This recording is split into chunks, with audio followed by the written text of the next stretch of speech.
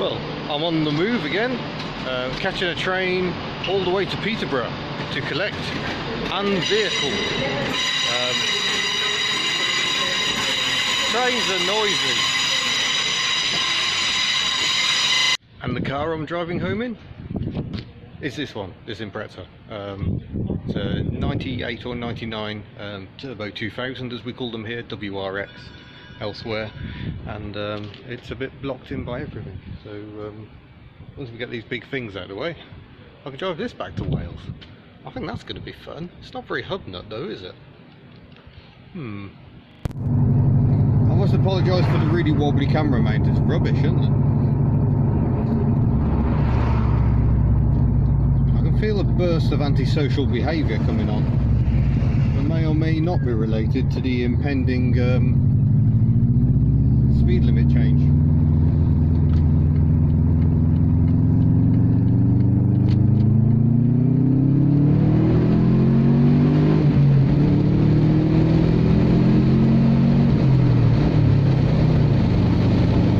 Don't hang about. I wonder if the air conditioning works. I hope so, otherwise it's going to be a long and noisy drive home. So in conclusion, I can safely say that the Subaru Impreza Turbo is a fair bit quicker than the mighty Dacia. Well, I can say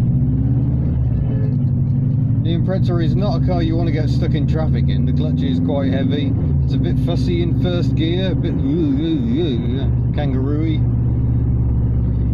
but I guess it's not really designed for this stop-start nonsense that is the M6. I'd hoped that timing at this time of day, it's before 5 o'clock, I thought I might sneak through here without trouble, but alas, it is not to be.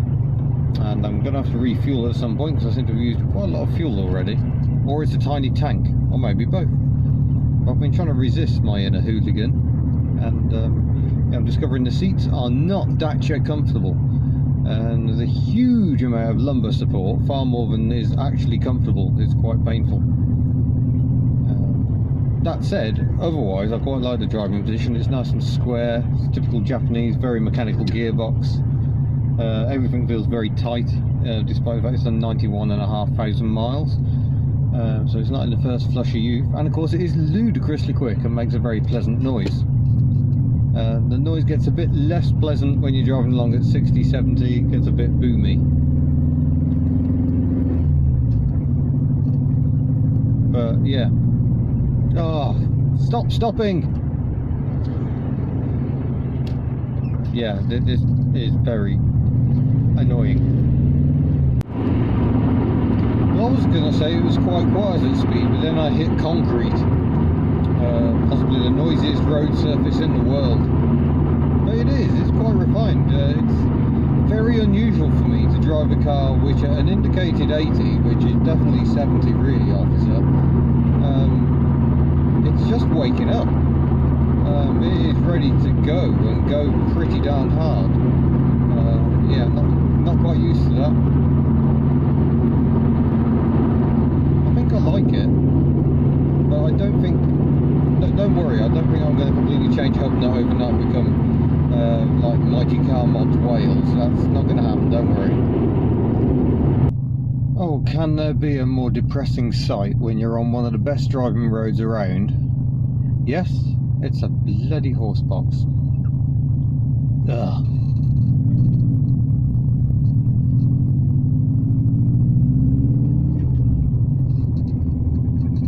So far, the Impreza is mostly proving how frustrating it is to have loads of power and nowhere to use it. Right opposite Sweet Lamb at the moment, let's go!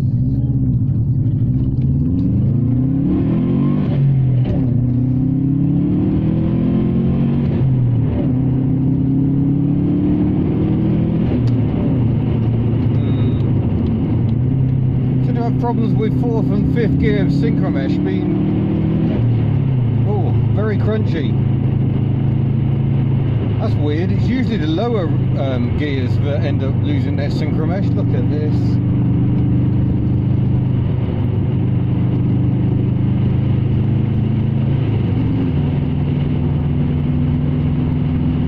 fourth and fifth seem to crunch every time when you're going quickly.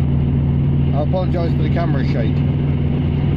Probably the vibrations from that Canon exhaust, or maybe not.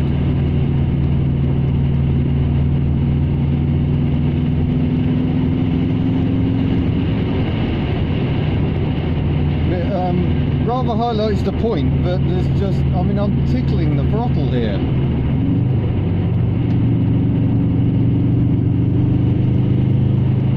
Makes such alluring noises.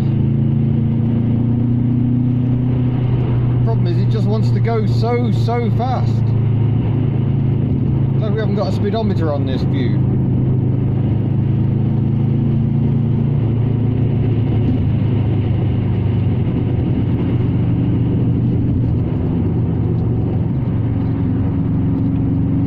Oh, these Toyo tyres do grip nicely. Now we just caught a convoy of trucks up again. Ah! So yeah, that's all a bit garish. I've got a button here called bright, and all that seems to do is change the brightness of the clock. That's quite Japanese. We've got the headlamp leveler here, which is good, because I remember when I had an Impreza many years ago, quite an early one, it was around here somewhere, which didn't seem such a sensible place. We've got electric mirrors there. Clifford alarm, rather an essential step. Oh, do you want to see the Canon exhaust? Or do you want to see the build quality? Let's start with build quality. Yeah, that's a bit broken.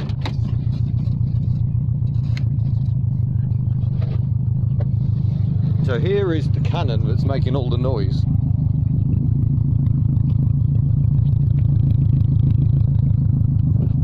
It's quite a beast, isn't it?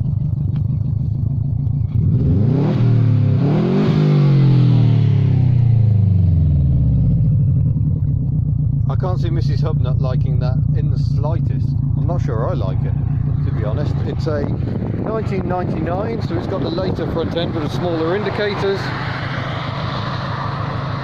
And of course you've got frameless doors. I can't really say enough how much I like frameless doors. I mean, that is just the coolest thing ever. But anyway, we've got a clear bit of road. Window's going to go back up. I can see a camper van approaching I overtook earlier. I want to stay ahead of them, so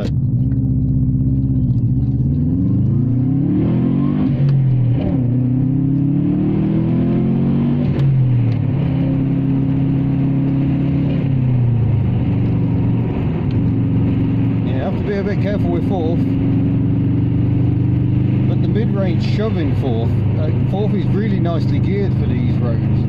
Fifth is very much an overdrive gear, but fourth is nicely placed to give you some pretty instant, oh, let's not look at the speedometer, shove.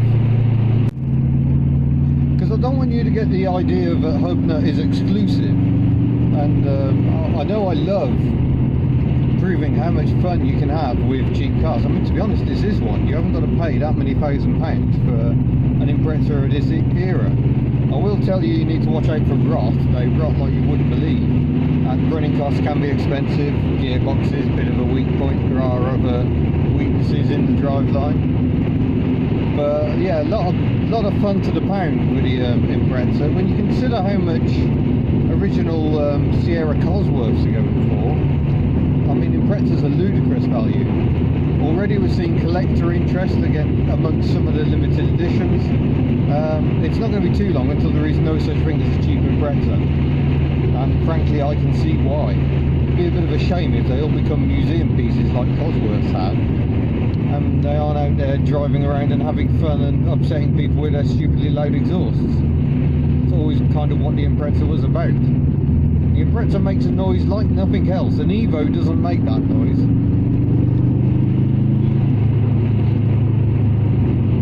Makes me think of McRae and Burns razzing round forests of the world in their Impreza and Legacy Subarus. The only WRC cars with that soundtrack were the Subarus.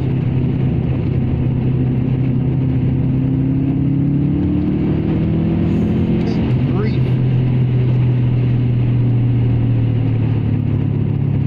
Yeah, that is power.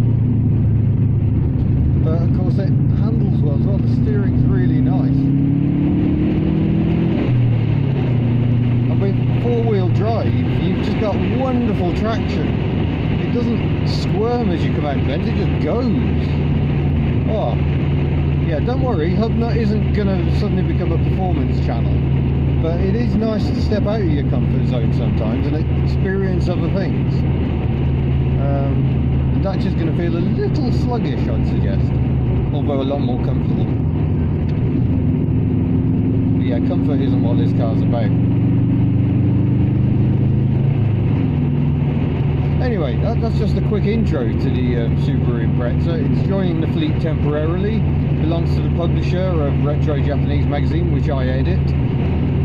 So they've lent me the Impreza for an undisclosed amount of time over the summer. So I intend to have some fun with it, put some miles on it, get a real good feel for it. I want to know what sort of economy I get out of it when I'm not driving like that. And I'm sure Mrs HubNut would prefer I don't drive like that when she's in it.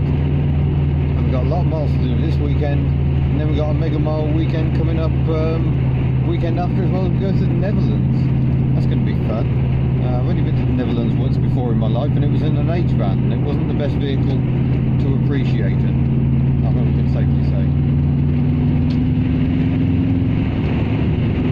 Back behind the horse box. Anyway, thank you very much for watching. Don't forget to subscribe before you go. HubNut, always the channel of variety. Don't forget you can support HubNut. You can buy stickers, or you can just click the support HubNut icon. You can pay £2 a month to help keep these ridiculous adventures coming. Visit hubnut.org for more details of that. And yeah, hopefully more merch at some point. Thank you very much for watching, and I shall see you again in a future video. Farewell.